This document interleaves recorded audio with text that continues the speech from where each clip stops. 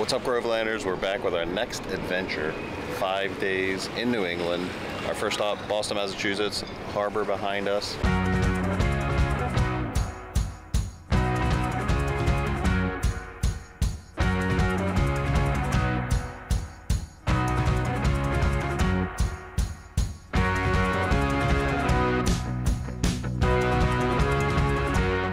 We are on our way to Salem, but we did stop here for half a day, so there's 2 things specific we're going to check out, maybe 3. The first stop is the Union Oyster House, and that'll be in a separate video I will link down below. That'll be part of our historic Eateries series that we have going on our channel.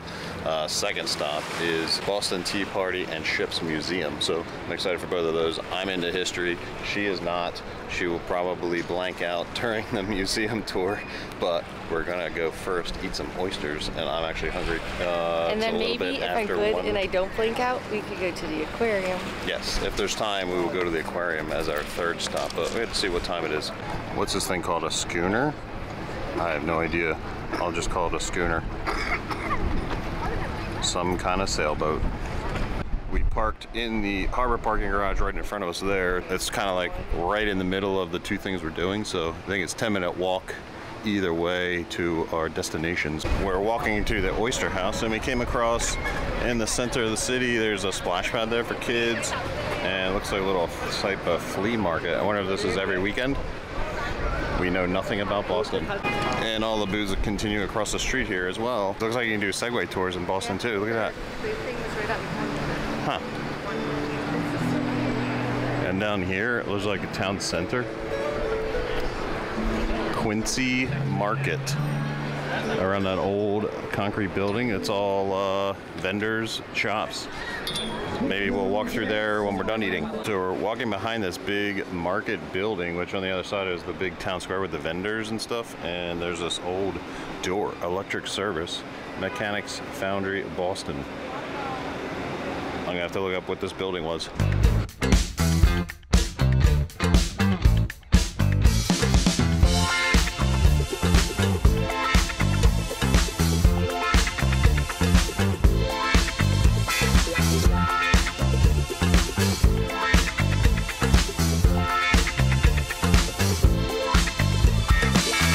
We're back at our next stop, and the sun is in our eyes in the middle of Boston. This is the Boston Tea Party and Ships Museum.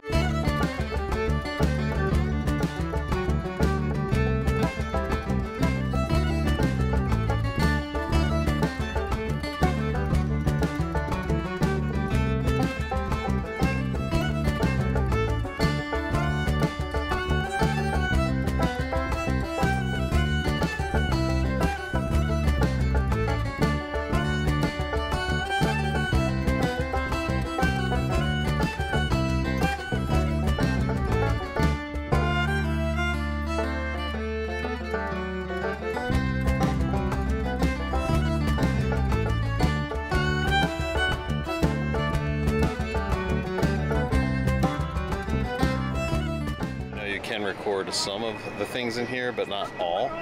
So we're gonna record what we can and then give our thoughts after, but they do like a reenactment of the Boston Tea Party, where I believe interactive, you can throw the tea in the water yourself. Okay. Let's say this, so you're gonna get like a raw review because you have 2 totally different personalities on this. So if I'm entertained and I find this good, like, you should probably come. History lover? No. Pro tip, we got our tickets online a couple weeks ago, and it looks like it was a good idea. The first part of the museum tour is a reenactment in the meeting room before they actually threw the tea in the harbor. So we're just waiting for that to start. But we are... No, we'll pump that. Do I?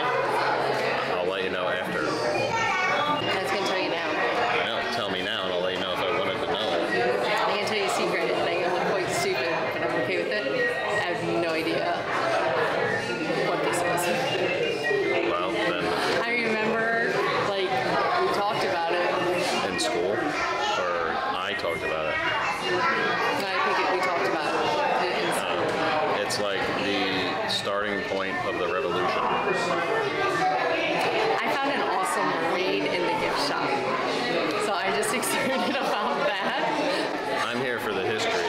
cheer for the mermaids. It's so pretty. Quaker man, plain clothes, desperate look on his face. He's been gone for hours now. I'm beginning to wonder what has become of him. He is the owner of 2 of these vessels now carrying tea to our harbor. And we have sent him to go and speak with our royal governor, Thomas Hutchinson, hoping that he can talk some sense into the governor. All we want, all we have been asking for, is for these ships to simply turn around and take their tea back to London. Is that so much to ask for? Oh. I think not, but by law here in Boston, no ship is allowed to remain at a wharf for more than 20 days before it must unload its cargo and pay the taxes on it. So hopefully Mr. Roach will return soon with good news, but knowing Governor Hutchinson, I'm not holding my breath. But in the meantime, my friends, I do have some colonial identities to be handed out to you this day, and among them I have 2 small speaking roles for today's town meeting. If I might persuade anyone here to take a small speaking role for us. Mr. Thomas Porter, Mr. Adams will call upon you by name, and you will respond to him with that line right there, nicely. And Mr. James Brewer, right there, so Mr. Adams will ask you a question, and you will respond to him with that line right there, nicely. You don't want a speaking role? No. I can hardly hear myself think over the roar of 5,000 people in this room.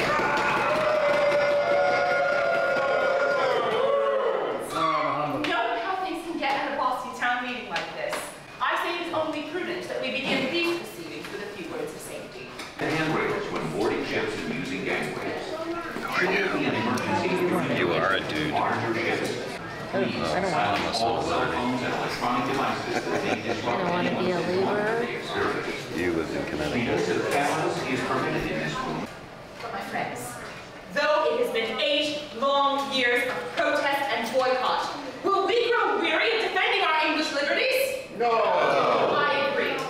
And in fact, it is my sincere belief that the destiny of these colonies will not ultimately be determined by the whim of any distant lord in Parliament, nor by the scheme of any corrupt director of the East India Company, but rather by the choices made here today of tailors, of shopkeepers, and indeed of shoemakers.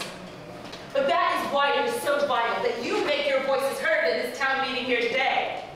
So when you hear something you like, something you agree with, I invite you to come on your knees and stomp your feet. And also cry out, hear, hear! Hear! Well said! Well said! Thank you, I'd rather think so myself. And if you are very excited, you can let out the triumphant word huzzah, which comes with an equally triumphant gesture. You'll take your fist, draw it back, punch it towards the heavens, and cry out huzzah! Wonderful. Now, this being politics and all, not everything you hear today is going to be something you like. So when you hear something you dislike, something you disagree with, you can also pound upon the pews and stomp your feet. Really, when you don't know what to do, it's always a safe option. But if you do not wish your point to be lost, you may also say, "Boo!" Or state like, and if you are truly and deeply offended, you can use our most rude word here in Boston, Fi, F-I-E, which comes with an equally rude hand gesture. And though my children would never believe I know such things, of course I'm going to teach it to you. Take the thumb, plant it upon your nose, raise the flag, wave the flag, turn to whom you wish to permanently offend, and say hi! We have speaking with us here today on the matter of the tea, an ardent patriot, a leader among the Sons of Liberty, and friend to us all, Mr. Samuel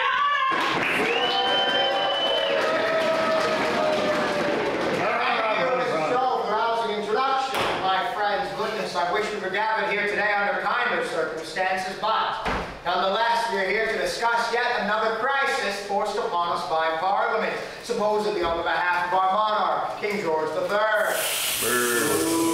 Yes, indeed.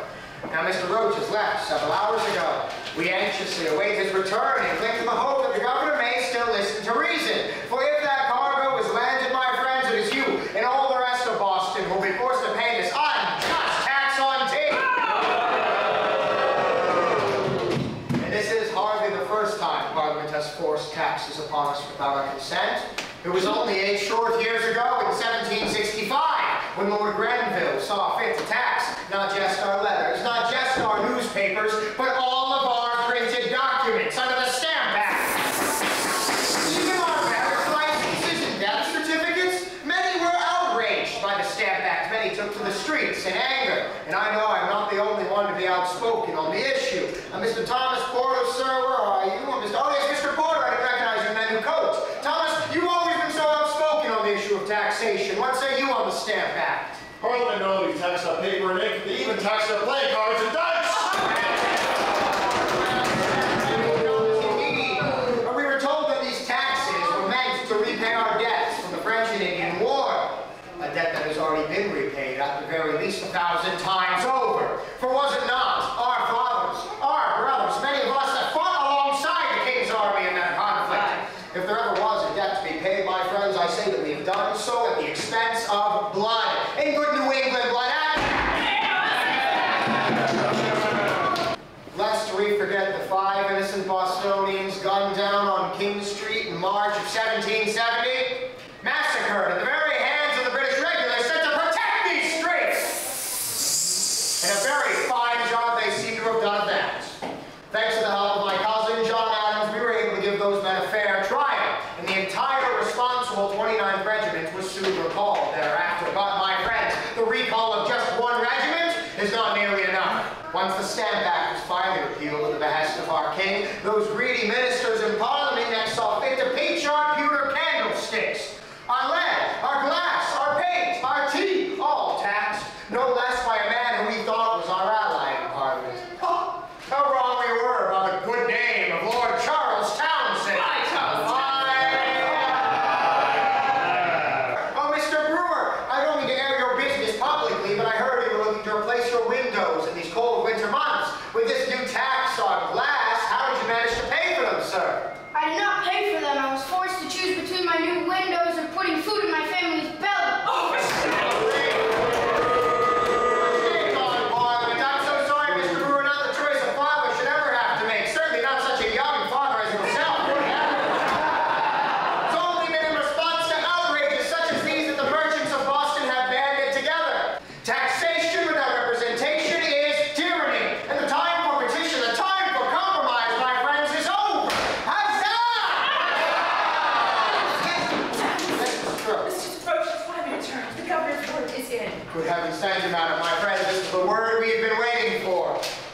And it says here that the governor is willing to grant anything consistent with the law and his duty to the king, but orders that the vessels cannot leave unless the cargo is unloaded as the law demands. What say you all to this? There you have it, my friends. Our governor refuses to send the team back to England. He has refused every petition, every course, and every recourse towards an amicable solution, and he has forced our hands. It's time for the people of Boston to take matters into our own hands, yes? Yeah! And with that, I turn to you, Mrs. Strode. Yes, madam, you've done quite a fine job leading this assembly, if I don't say so myself, and I know you are no stranger to the matters at hand. What say you on the tea? Well, if you're asking my opinion, I'd rather think a little salt water and tea ought to mix this night. But what say all of you? Shall we destroy the king's tea? What a mighty mother we have here on our hands, my friends. But I must warn you, if we do destroy that tea, we may be subject to arrest. Our families and those that harbor us may be subject to the fullest penalties of the law. We are committing treason, after all. So, we must do our very best to hide our identities this night. How should we do that, Mr. Adams? Oh, well, simple cloaks and blankets should suffice, but let us also use a symbol known throughout the colonies. One unique to North America, fearsome and independent, that of the Mohawk tribe. Carry these symbols close to your hearts, patriots, and rally! Huzzah! Boston Harbor shall be a teapot tonight. It is clear there is nothing more a meeting can do to save this country. That is the signal, my friends. Gather up your belongings. We shall not return to this room. But in fact, onwards to the world. Huzzah!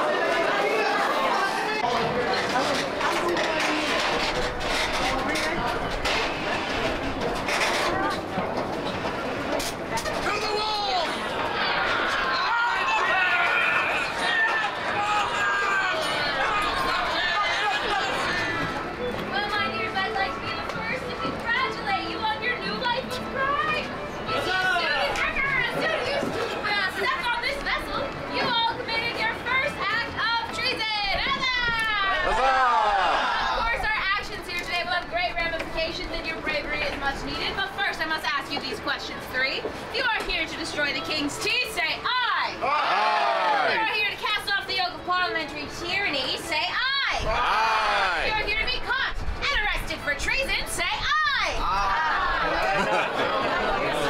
It was a bit of a trick question, and some of us have passed, but we must have our wits about us. No one can know what is in store, so let us not delay much further, save for a few words of warning. Sure, the first thing on all of your minds are those 3 British warships out in our harbor, but don't look. It's very dark and stormy tonight. Just take my word for it.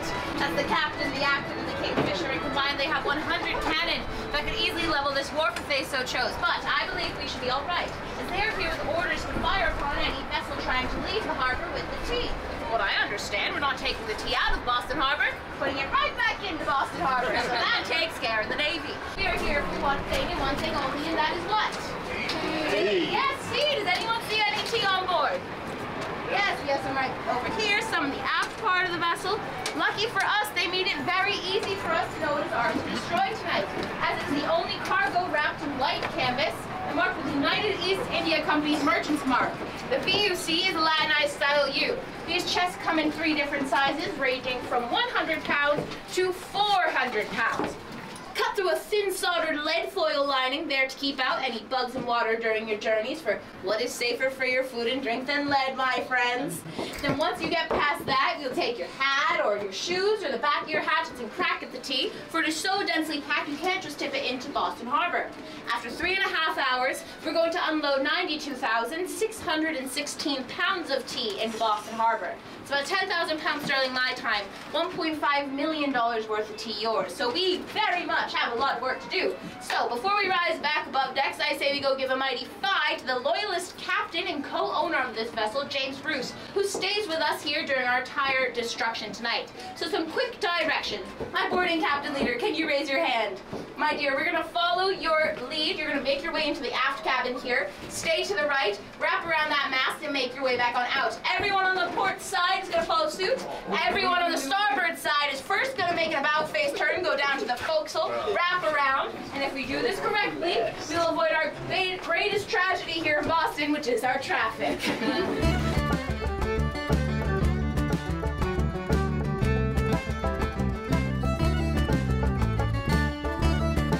Are you jealous? I'm not. They're laying down, taking naps. You're taking a nap, I'm not.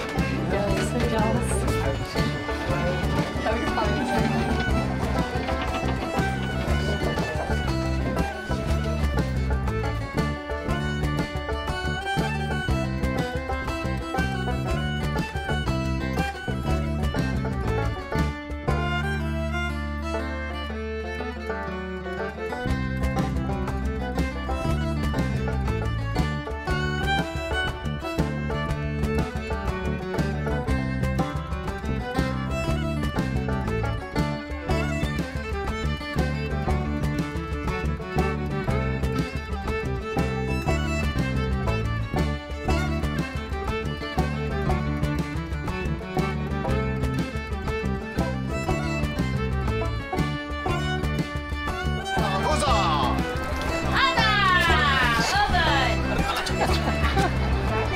Very valiant, my friend.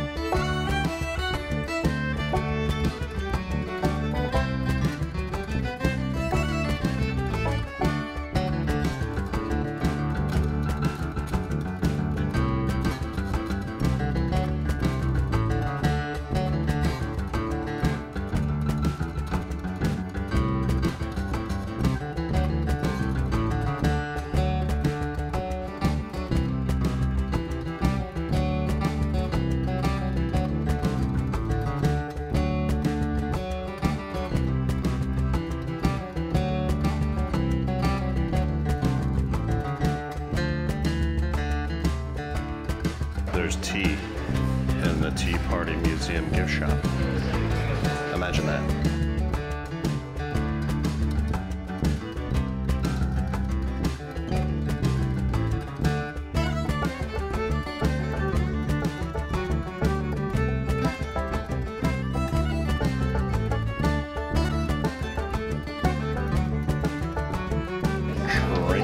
boxes, old school locks, all kinds of historic looking things. I don't know if they all have any type of relevance to the Boston Tea Party. So let's keep your drink ice cold. It's tasting great. You do freeze those. Well, that's... Now you can drink all of your favorite beverages ice cold and on the rocks. These whiskey stones can be safely used, washed, or reused.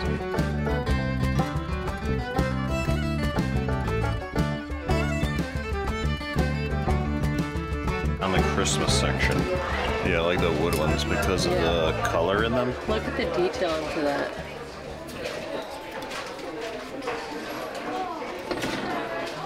Might have to get one of them too. Oh, they have Philly stuff. Look, Philly represent in Boston. So I keep seeing these mice around too, not just in this gift shop, and I wasn't sure what the heck was going on with them, but look, this is what's going on with the Boston Tea Party mice. And then you can get your little mice figurines. The heck, a green tea brick. I don't understand what that is. I guess it's just a tea brick decorations made into like tiles, but it's made out of green tea. That's pretty neat. Oh, we can't forget the Gadsden flag merch.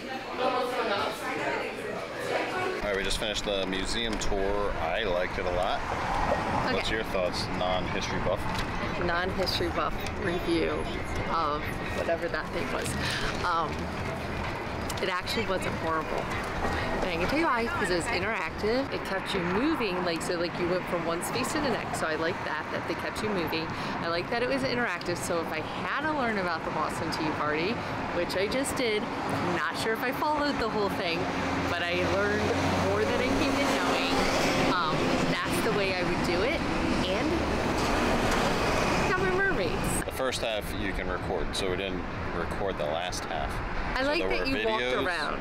Yeah, there was a holograph room that had like two ladies talking, and it was interactive with the tour guide, but you weren't allowed to record in there.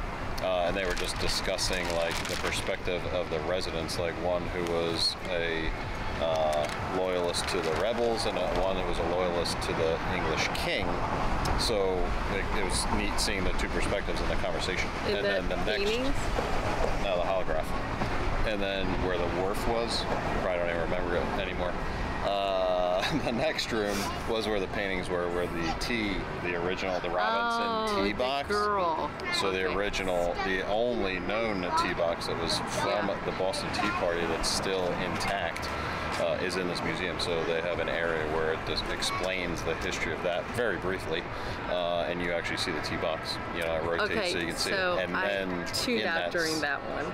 In that same room is the paintings of Sam Adams and King of England, and their conversation was taken directly from their diaries. Yeah, so it was actual thoughts of theirs that then they portrayed into actors that were in the paintings that came alive. So that was, to me, it was very interesting. Very interesting way to make history more entertaining, so people can pay attention. I'm gonna say that room I didn't pay attention in, so I don't know what happened, but I did see the paintings talking and something happening on the other wall. But they caught me back up again when we went into the last room and watched that little movie. Yes, then at the end there was a movie of basically Paul Revere and the story, a brief thing of Paul Revere and how that occurred in Lexington, Massachusetts, and then it ended with explaining the shot heard around the world, which basically sparked the Revolutionary War. But overall, I enjoyed it a lot. I highly recommend coming. I would definitely, if you have to learn something. Have to? I mean, okay, so say you want to. If you're in Boston as a tourist and you want to experience something neat and historical. It is good. So this is better than going to a museum. So come here, and I think even the kids would like it. Yes, I'm gonna say that. Okay, so we have a trivia question. Yes, we do have a giveaway. A giveaway. I'll show you what it is. So we thought these were really neat. Because and unique. I've never seen them before. Yeah, and I'm sure people have, but we're just I don't know, like under a rock, literally. Didn't even do that, pun intended. No pun intended. Anyway, so they have these whiskey stones. It's pretty heavy. They're literal stones. Yeah, and it has a case with it, and you have these stones, and they are good for any beverage. You just store them in their bag in the freezer, and you can reuse them. Yeah, and it doesn't dilute your beverages, obviously, because it's not water, it's rock, it's stone. Another way to cool your beverage besides using ice and melting and diluting your beverage. So you can wash and reuse, put them back in your bag, put them back in the freezer. They call them whiskey stones, but just because it sounds cool. And it says the Boston Tea Party ship. Yeah, there's a logo something from the museum. But pretty cool. So I got myself a set, and then we're gonna give away a set as well. They're pretty heavy. So let's say the first 10 people to comment the name of the wharf that the Boston Tea Party took place on. Not the ship. The name of the wharf, not the ship, not the town. Because it's Boston Tea Party. The name of the wharf. First 10 will be entered to win that giveaway, and we'll be in touch as soon as we get 10 comments. I'm gonna be honest. You don't even know what it is. I don't even know what it is. I zoned out at that space. Over and over and over. So, highly recommend coming to the museum. Comment below the name of the wharf, and we're going to continue on our New England adventures. Yep. Next is Salem. Until next time, the last tag.